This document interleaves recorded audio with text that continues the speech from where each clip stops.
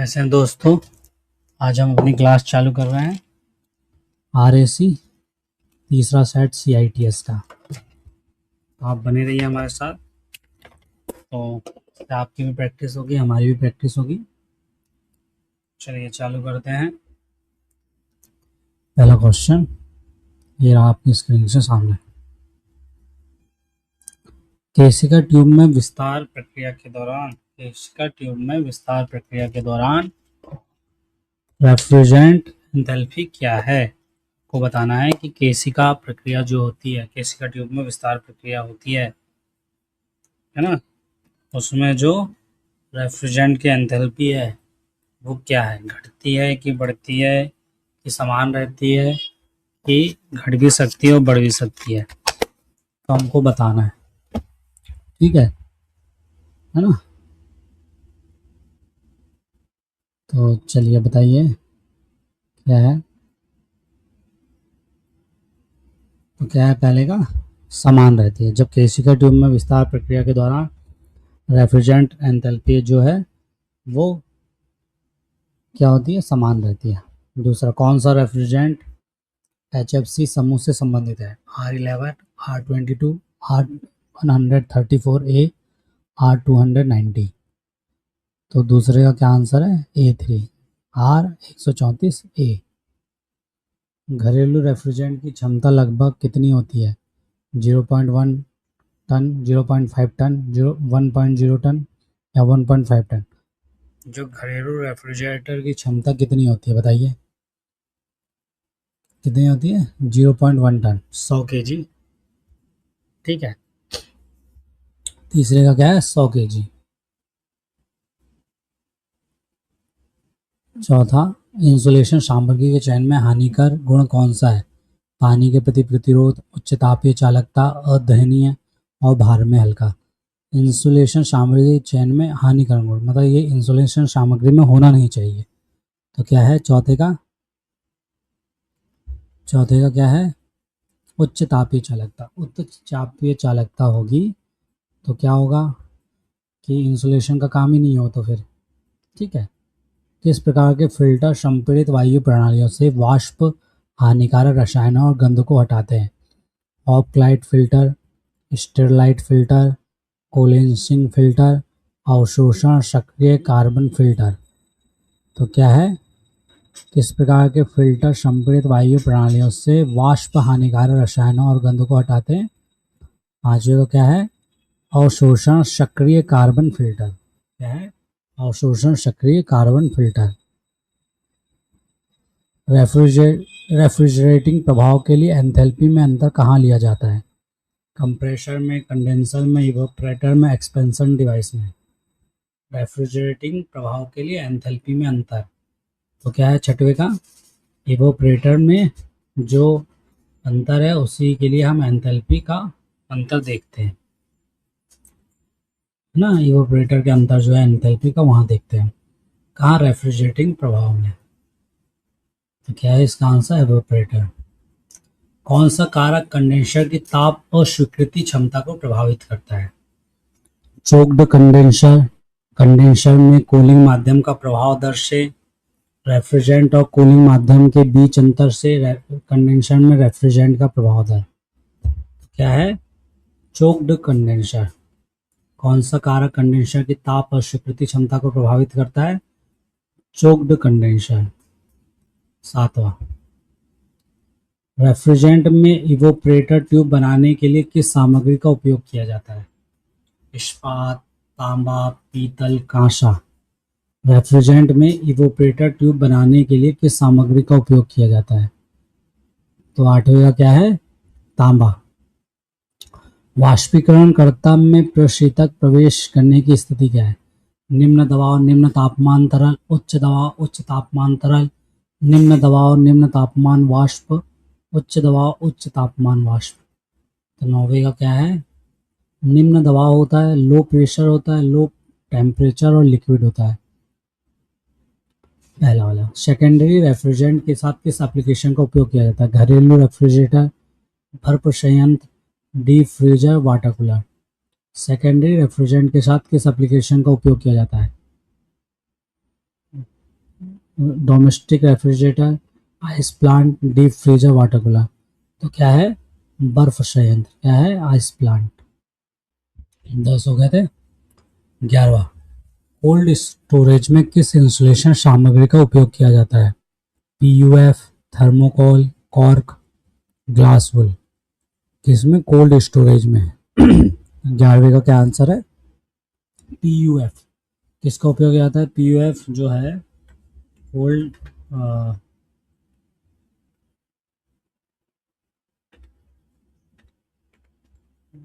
PUF जो है अपना कोल्ड स्टोरेज में उपयोग किया जाता है, उसका क्या नाम है? Polyurethane foam. Polyurethane foam जो है वो कोल्ड स्टोरेज में उपयोग किया जाता है। ठीक है, पॉली यूरेथीनियम फोम। तापीय एवं विद्युत चालक कौन है? तांबा है, एस्बेस्टस है, एब्रोनाइट है, कांच है। ताप भी है और विद्युत का भी है, तो कॉपर होना चाहिए। ठीक है। कौन सा घटक रेफ्रिजरेशन कैबिनेट के अंदर तापमान को नियंत्रित करता है? Thermostat switch, split, phase motor, relay, overload protector. तो क्या है? Thermostat switch. कौन सा कंप्रेसर पिस्टन की इधर उधर गति का उपयोग करता है? कंप्रेसर जो पिस्टन की इधर उधर की गति को, टू एंड फ्रो मोशन को यूज करता है। Multi stage compressor, reciprocating compressor, rotating compressor, centrifugal compressor. तो कौन सा यूज करता है? Reciprocating compressor. ठीक है।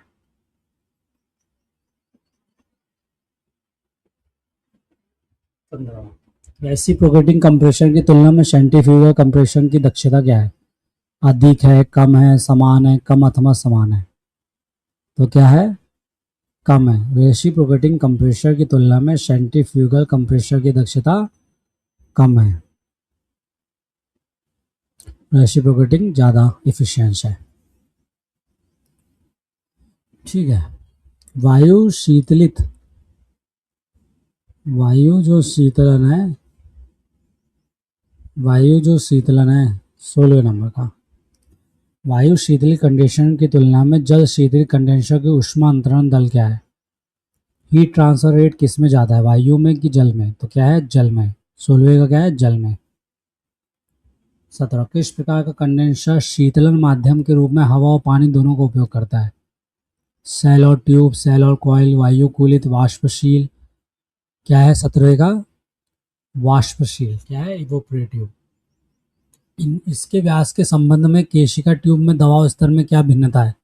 सीधे अनुपातिक है, के व्युत्क्रमानुपाती है, मतलब ट्यूब केशिका दबाव में व्यास के संबंध के व्युत्क्रमानुपाती है, वर्ग के क्रमानुपाती है, वर्ग के व्युत्क्रमानुपाती है। तो 18 का क्या है? जो व्यास है वो व्यास व्युत्क्रमानुपाती का वो अपॉन 1/, केशिका ट्यूब। ठीक है। आर 12 का रासायनिक सूत्र क्या है? 19वां। ठीक है। CCl2, F2, CF2, CCl2, CCl4। R12 का रासायनिक सूत्र क्या है? CCl2, F2। ठीक है। मीथेन के लिए रेफ्रिजरेंट संख्या क्या है? R50, R14, R11, R240। Methane के लिए बताना है हमको। तो क्या है? R50। क्या है मीथेन के लिए? R50। किस पदार्थ को एंटीफ्रीज सॉल्यूशन कहा जाता है? Ethylene, glycol, sodium carbonate, potassium carbonate, calcium carbonate. जो 21वें का है, किस पदार्थ को एंटीफ्रीज सॉल्यूशन कहा जाता है? जो एंटीफ्रीज है, फ्रीज जल्दी नहीं होती है। तो क्या है? Ethylene glyco. रेफ्रिजरेशन में उपयोग किए जाने वाले इनमें से किस थर्मल इंसुलेशन का घनत्व तो सबसे अधिक है? कैल्शियम सिलिकेट, कॉटन, ग्रेन्युलेट, वूल। रेफ्रिजरेशन में उपयोग किए जाने वाले इनमें से किस थर्मल इंसुलेशन का घनत्व तो सबसे अधिक है? 22वां क्या है? Calcium sulphate. क्या है? कैल्शियम सिलिकेट, सॉरी सल्फेट नहीं, calcium silicate. Expansion valve control evaporator को क्या फीड करता है? Amount of refrigerant, temperature of driver, temperature of condenser, pressure of condenser. तो क्या है, रेफ्रिजरेंट की मात्रा एक्सपेंशन वाल्व कंट्रोल इवेपोरेटर को फीड करता है। ठीक है। 24वां, स्क्रू कंप्रेसर का रोटर कहाँ जुड़ा होता है? स्क्रू कंप्रेसर का रोटर हमको बताना है। ठीक है, इसके हाउसिंग में, इसके ड्राइवर में, इसके डिस्चार्ज पोर्ट में, इसके फिल्टर में। तो क्या है, इसके हाउसिंग में। कंप्रेसर की सक्शन लाइन में दबाव गिरने के दौरान वॉल्यूमेट्रिक दक्षता का क्या होता है? वह बढ़ता है, वह घटता है, वह अपरिवर्तित रहता है, वह बढ़ता है अथवा घटता है? तो क्या है, वह घटता है। जब कंप्रेसर की सक्शन लाइन में दबाव गिरने के दौरान वॉल्यूमेट्रिक दक्षता भी गिर जाती है। 25वां A2। 26वां, कंडेंसर क्षमता कैसे व्यक्त की जाती है? किलोवाट में, किलोवोल्ट में, किलोवोल्ट एम्पियर में, किलो एम्पियर में?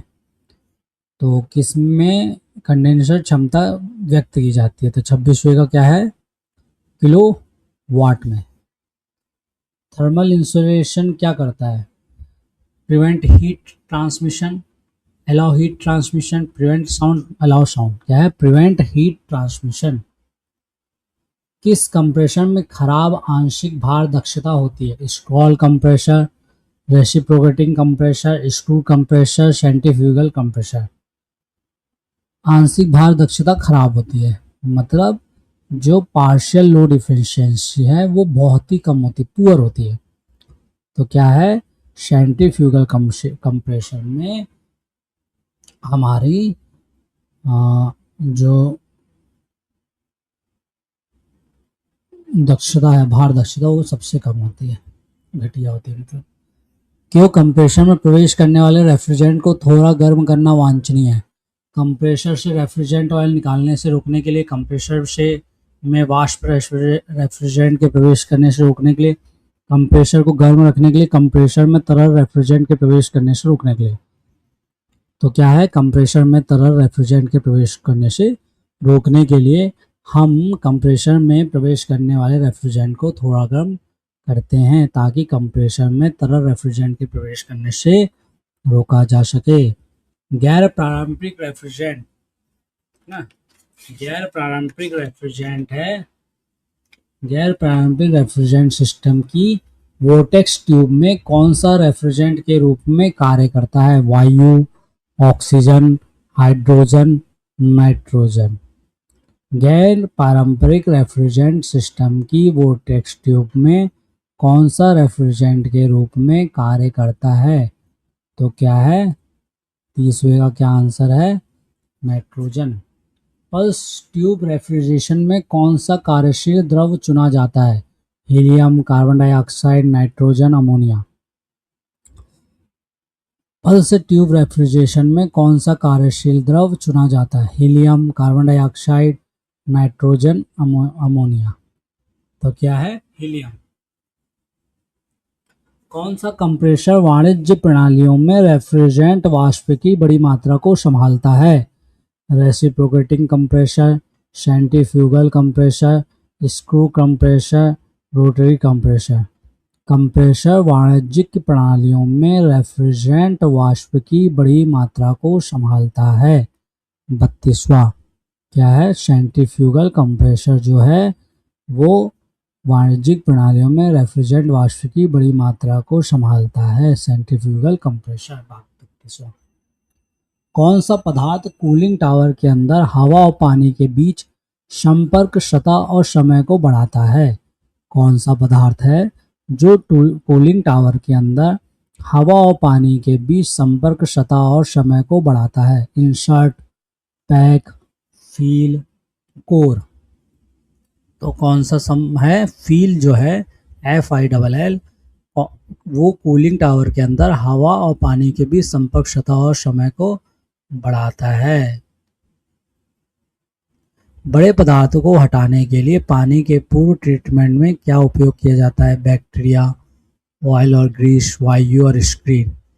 बड़े पदार्थों को हटाने के लिए पानी के पूर्व ट्रीटमेंट में क्या उपयोग किया जाता है? स्क्रीन। वायरस और बैक्टीरिया से छुटकारा पाने के लिए किन कीटाणुनाशकों का उपयोग किया जाता है? क्लोरीन और पानी, क्लोरीन और ओजोन, पराबैंगनी किरणें और वायु, पराबैंगनी किरणें और पानी। तो क्या है, क्लोरीन और ओजोन। 35वें का क्या आंसर है, क्लोरीन और ओजोन। चित्र में दिखाए गए स्क्रॉल कंप्रेसर में ए और बी के रूप में क्या चिन्हित है। जो हमारा ये है और जो हमारा ये बी है, इसमें जो दिखाया गया है स्क्रॉल कंप्रेसर में वो क्या है, ए इनलेट है, बी आउटलेट है, ए आउटलेट है, बी इनलेट है, ए और दोनों इनलेट है, ए और बी दोनों आउटलेट है। तो हमारा जो 36वां का क्वेश्चन क्या बोलता है कि ए इनलेट है और बी आउटलेट है। 36वां क्या कहता है, ए इनलेट है और बी आउटलेट है। गलत तो नहीं पूछा है, नहीं तो अपन गलत हो जाए। हाँ, चित्र में किस प्रकार का कूलिंग टावर दिखाया गया है। ड्रिफ्ट एलिमिनेटर है, वुड फिल है, एयर इन है, हॉट वाटर इन है, कूल्ड वाटर आउट है। बताइए, कूल्ड वाटर आउट कर रहा है तो कूल्ड वाटर ही आउट करेगा ना cooling tower. Natural draft cooling tower, induced draft cooling tower, force draft cooling tower, inducted draft cooling tower. तो क्या है 37वें का, force draft cooling tower. Force से हवा जा रही है तो फोर्स ड्राफ्ट कूलिंग टावर। कौन से अनुप्रयोग प्लेट सतह वाष्पीकरणकर्ताओं से बचाता है। Which application avoid plate service evaporators. खाद्य प्रसंस्करण इंडस्ट्री, आइसक्रीम कैबिनेट, घरेलू प्रशीतक और फ्रीजर। तो क्या है, खाद्य प्रसंस्करण इंडस्ट्री में जो है प्लेट सतह वाष्पीकरणकर्ताओं से बचाता है। फिर वही हमारा मैथ्स आ गया। तो यहीं ख़त्म करते हैं, आगे की क्लास बाद में करेंगे। आप सबको बहुत बहुत धन्यवाद कि आप हमारे साथ जुड़े रहें। ऐसे ही लाइक सब्सक्राइब करते रहिए हमारे यूट्यूब चैनल को srtacademy.in, और हमारी वेबसाइट भी है srtacademy.in। धन्यवाद।